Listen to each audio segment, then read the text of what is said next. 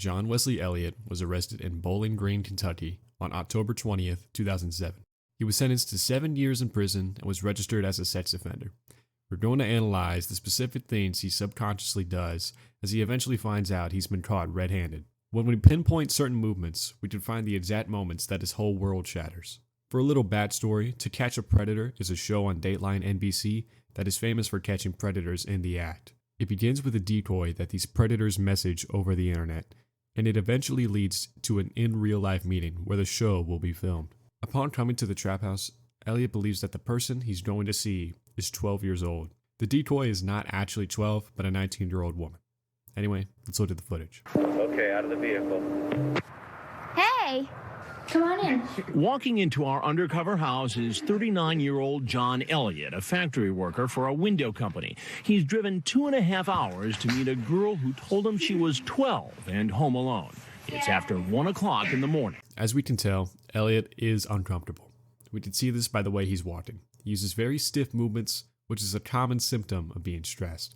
Whenever your body is stressed, your brain sends directions to increase the size of blood vessels, which can limit circulation to the muscles, causing a slightly blocky step. He also keeps his hands very close to his body. This is common whenever someone is nervous, as placing the arms in this kind of way gives you your own shield to the vital parts of your body.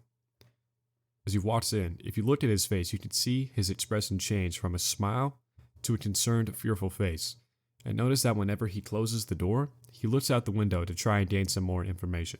You see, he's gathering so much information because he knows what he's doing is wrong. So he's trying to find any possible reason to confirm his suspicion. Stop him from showing up.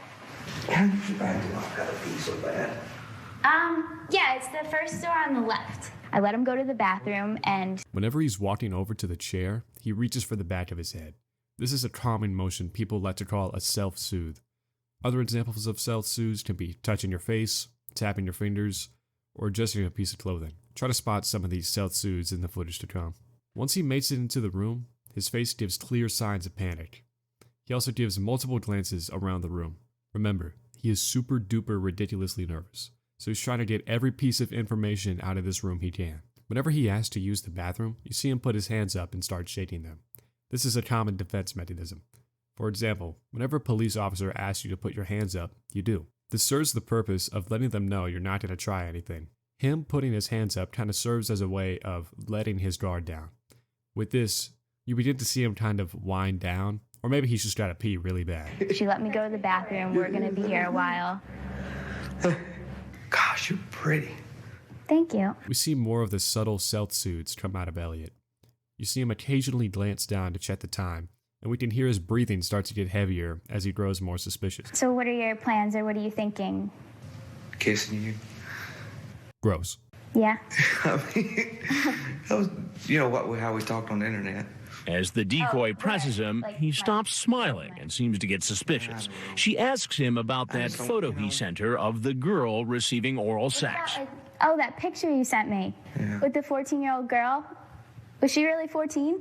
I don't know. I just found it off of a guy off the internet when we were talking. It's at this point he is completely in defense mode. His tone is serious, and anything that can lead to his conviction, he tries to downplay. Is that like what you wanted to do? That's what I want to do, but there's something in me that it's not right, and it's really bothering me. He cannot bring himself to pursue the girl further. He senses there is too much with this given situation to try and do anything frisky. It's not right, and it's really bothering me. You seem pretty confident on the internet in terms of what you wanted to do. Mm-hmm. You can see this exact moment that he slightly changes the way he's looking. It goes from a slightly nervous look to an extraordinarily terrified one. Of course, this is because Big Chris Hansen has just entered the room. What was your plan tonight?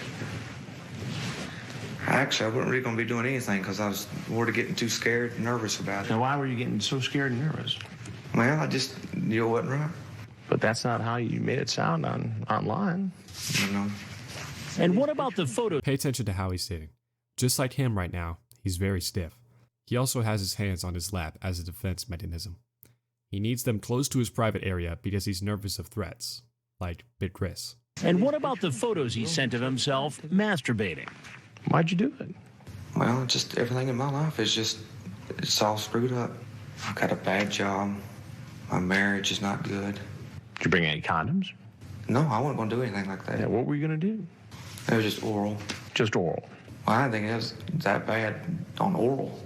She told you she was 12 years old. Yeah. And you came over here planning to have oral sex with a 12-year-old girl. Yeah. I mean, I'm not going to deny it. I mean, yeah, I did. It's at this point his shame has overridden any feeling of fear or relaxation he's felt. He has fully let his guard down, and at this point, he's seeking forgiveness. When I ask him about his obscene screen name, he starts to laugh. You think this is funny? No. It's a big joke. No. Coming over here to have sex with a 12-year-old girl, and this is a big old joke to you. Now this is the kicker. He knows that he's probably going to get arrested for what he's done today, and he chooses to laugh at his screen name. This gives every reason to support that he is not truly sorry for what he's done or what monster he's created. No. What I'm getting at is, this is the very first time this has ever happened. I've never met. It's the first time you got caught, maybe. No. Right. So what made you decide all of a sudden to do it now? I mean, you've been chatting with this girl for a month. Multiple times in the conversation he's having with Chris, he repeats no over and over. This is an attempt to try and downplay what he's done and bring any attention away from the funny username he can. He also uses his hands to try and coerce Chris to stop pressuring him. Remember, he's letting his guard down. You can see he exaggerates his movements whenever he says no regarding Chris, alluding to him being caught multiple times. This is a large shift in tone to the rest of the video. He wants this information to be more important than other information. They'll admit to doing lesser crimes in order to avoid paying the price for larger crimes. He's admitting that he got caught, yes, but as far as we know, this is the only time. I've had that fantasy in the back of my head. Fantasy. About being with a young girl. A young girl, yes. Well, what do you think should happen to you? Sent to an island. Sent to an island. Exile. This is another poor attempt to try and regain trust from Chris. It's an attempt to say, hey, I'm not so horrible. I'm really funny. I just told a joke. Of course, this fails to work. Exile an island. You still think this is all funny? No, I don't know why you're asking me stuff like this. I mean... Well, why do you think I'm curious about all this? I can tell you're a therapist. I know. I mean, not just... You think I'm a therapist? Yeah, by the way you're... Do you think that you came over here to meet this girl and magically a therapist sat down to help you through your problem? We have to applaud the skill that Chris Hansen has in interrogating. His way of finding flaws within the Predator's stories and excuses is excellent. His very assertive tone helps him get the criminals dialed in into why they did it, instead of every reason why they didn't.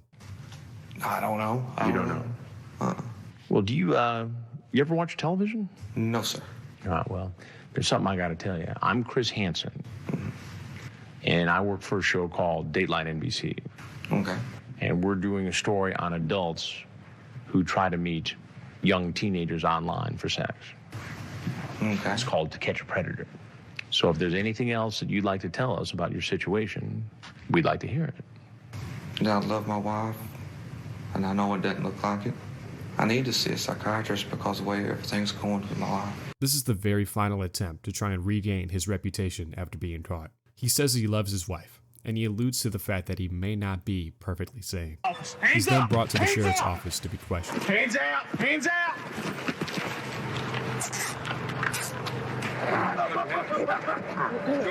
Investigation agent Catherine Reed starts to question him. What brought you here tonight, John? Just fantasy. What kind of fantasies? I don't want to be with a young girl. I'm not saying it's right or anything like that. I don't mean to make it sound that way. So you knew it was wrong when you came here? Agent Reed gets the man's consent to search his car and retrieve his computer from his home. Oh, gosh. In this entire interaction, he's completely shattered. He's no longer in the mood to talk. It's at this point the shame has gotten to him, and he's just trying to make it through whatever questioning they have for him. This entire time, he's looking away and he's very slashed over. He's trying to make himself look smaller in order to hide. Whenever we're embarrassed, we as humans like to hide ourselves to try and avoid any more embarrassment. Moral of the story? Don't be a pedophile. Pedophiles go against everything that is right and good. As we can see from the footage later, he was sentenced to 7 years in jail. Thanks for watching, and let me know if there's anything specific you might want me to cover.